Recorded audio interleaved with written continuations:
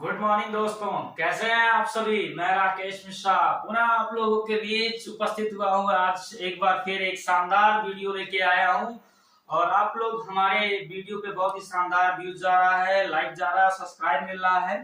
तो आज मैं फिर आपके लिए लेके आया हूँ यूज ऑफ इट का प्रयोग। तो यूज ऑफ इट का प्रयोग पढ़ने से पहले मैं आपसे एक छोटा सा रिक्वेस्ट करता हूं कि आप मेरे इस चैनल को सब्सक्राइब करें, लाइक करें और अपने उन तमाम जिगरी दोस्तों को मेरे इस चैनल को शेयर करें। और आज हम सीखेंगे यूज ऑफ इट। बहुत सारे विद्यार्थियों को यूज ऑफ इट के बारे में परेशानियां होती है, कहाँ यूज ऑफ इट करें, कहाँ यूज ऑफ दिस करें। ये वीडियो देखने के बाद पूरी उम्मीद के साथ कह सकता हूं कि यूज ऑफ इट पे आपको कोई भी दिक्कत नहीं होने वाला है। तो आइए सीखते हैं use of it.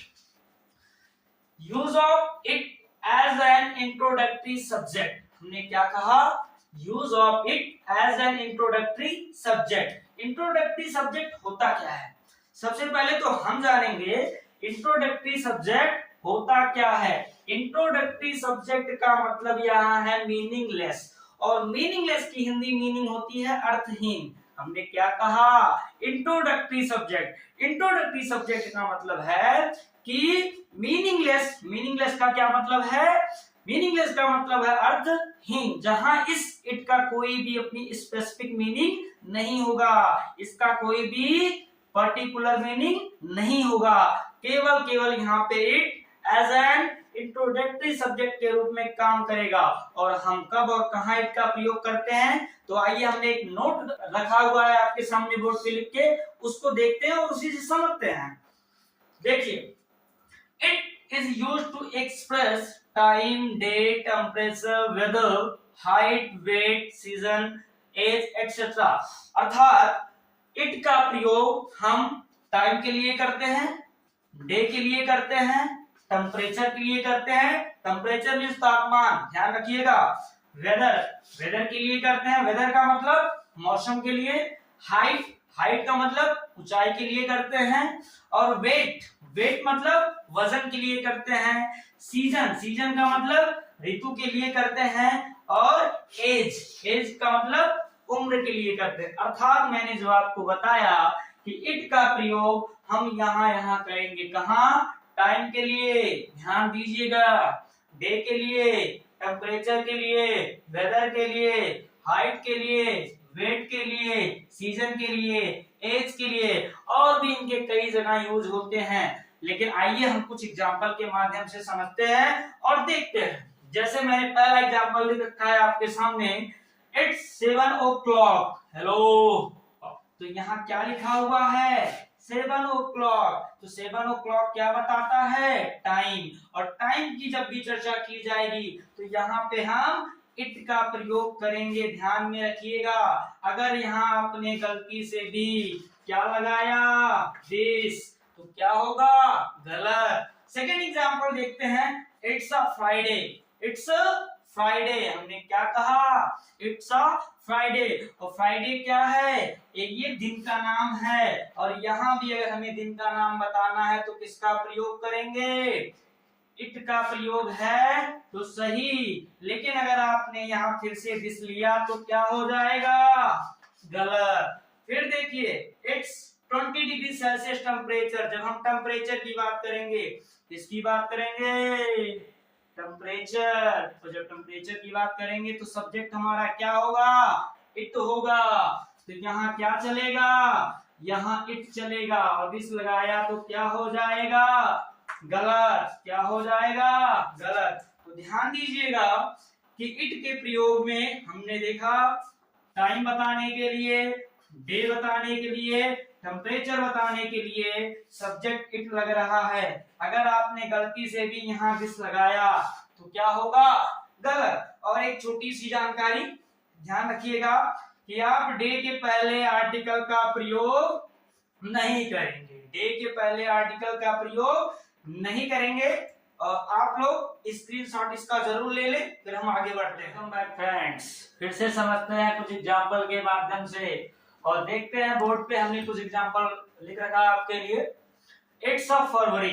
It's a February. It's February हमने लिखा है इट्स फरवरी, और फरवरी क्या है? महीने का नाम है। और जब भी हम मंथ का नाम बताएंगे ध्यान रखिएगा, यहाँ पे यदि आपने गलती से भी दिस लिया तो this is a blunder. Second one, it's summer. Summer क्या है? सीजन है। समर क्या है? सीजन। और जब भी हम सीजन का नाम भी बताते हैं तो एज अ इंट्रोडक्टरी सब्जेक्ट, मैंने क्या कहा, जब भी हम सीजन बताते हैं तो एज अ इंट्रोडक्टरी सब्जेक्ट इस सब्जेक्ट का प्रयोग होगा इट का, ध्यान रहे।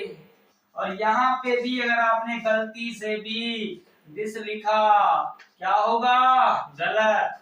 दूसरा एग्जांपल देखें, इट्स 100 kg। 100 kg क्या बता रहा है? वेट। और हम कभी भी जब किसी भी चीज का वजन बताते हैं, किसी भी वस्तु का वजन बताते हैं, तो एज अ इंट्रोडक्टरी सब्जेक्ट हम जो है किसका प्रयोग करते हैं सब्जेक्ट के रूप में? सुनाई नहीं पड़ा? इट का। किसका करते हैं? इट का। तो ध्यान रखिएगा, यहाँ भी इट चलेगा। इट्स रेनिंग, वेदर की बात हो रही है। किसकी बात हो रही है? वेदर की। इट्स रेनिंग, यहाँ भी दिस नहीं चलेगा। गलती से भी अगर आपने दिस लगाया तो गलत। इट्स 40 फीट लॉन्ग वॉल, क्या कह रहा है? या दीवार 40 फीट ऊंचा है। क्या दीवार 40 फीट ऊंचा है, लंबा है। ऐसे भी आप यहाँ सब्जेक्ट दिस का प्रयोग नहीं कर सकते। क्यों? क्योंकि 40 फीट लॉन्ग क्या बता रहा है? वॉल की हाइट। और जब भी किसी भी चीज की ऊंचाई बतानी होगी किसी वस्तु की, तो ध्यान में रखिएगा सब्जेक्ट क्या लेंगे? इट। तो यहां भी दिस नहीं चलेगा। और last example, it's 400 years old, कह रहा है या 400 साल पुराना है। कितने साल पुराना है? 400 साल पुराना है।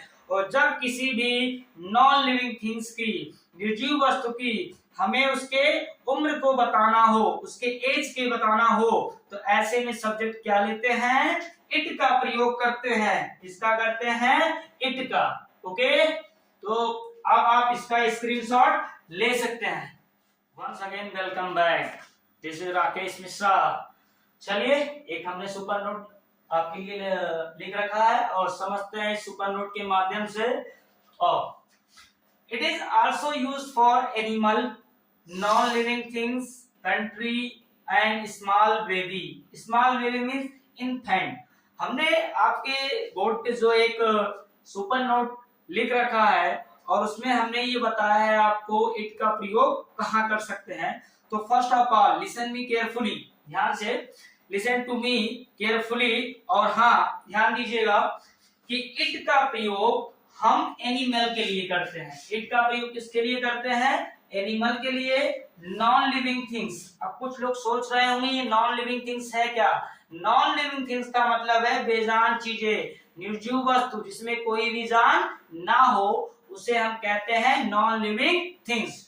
उसके बाद हम प्रयोग करते हैं इट का कंट्री के लिए। कंट्री मींस देश। और इट का प्रयोग किया जाता है स्मॉल बेबी के लिए।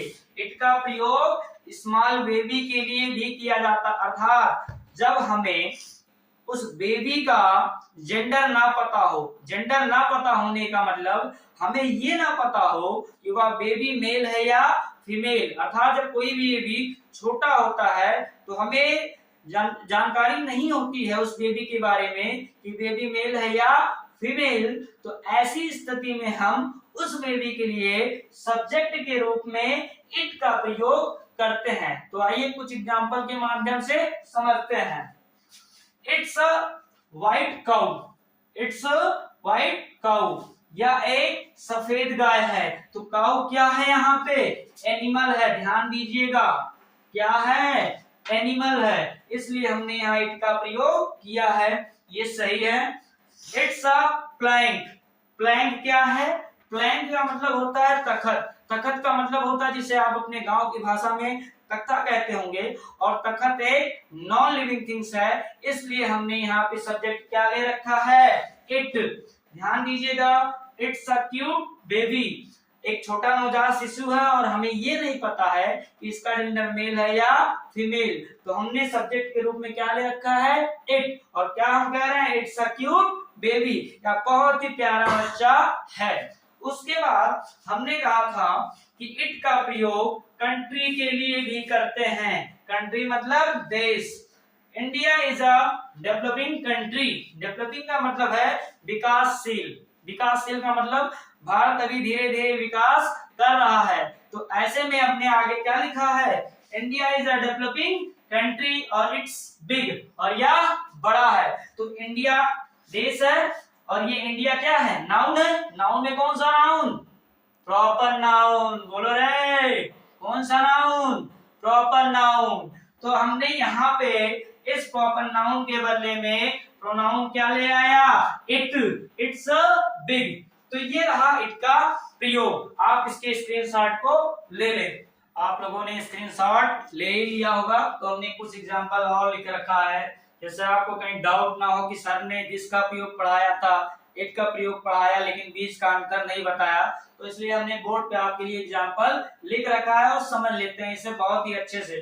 देखें, ध्यान से देखें, यहाँ पे ध्यान दीजिएगा। यहाँ पे हमने लिखा दिस इज अ प्लैंक और इट्स अ प्लैंक। क्या लगता है आपको, कौन सा सही है? आपके पास है 5 सेकंड का समय और इसका जवाब मेरे YouTube कमेंट बॉक्स में जो देगा, अगले आने वाले वीडियो में उसका नाम मैं जरूर अनाउंस करूंगा। तो this is a plank and it's a plank, which one is correct, please tell me. आपके पास 5 सेकंड का समय है। मैं 5 सेकंड आपके साथ बना हुआ हूँ। 5 सेकंड का समय ओवर होता है अब। आइए समझते हैं कौन सा सही है, कौन सा गलत है। तो ये देखिए, दिस इज अ प्लैंक, ये 100% आपका गलत है। 100% गलत है और ये आपका 100% सही है। समझ में आया? ऐसे ही गलत है। हमने आपको दिस का प्रयोग पढ़ाया था, दिस इज अ प्लैंक। हमने गलत कहा, आपने गलत मान लिया? जी नहीं, ये गलत बिल्कुल भी नहीं है, ये भी क्या है, सही है। तो where is your concentration, please mind here.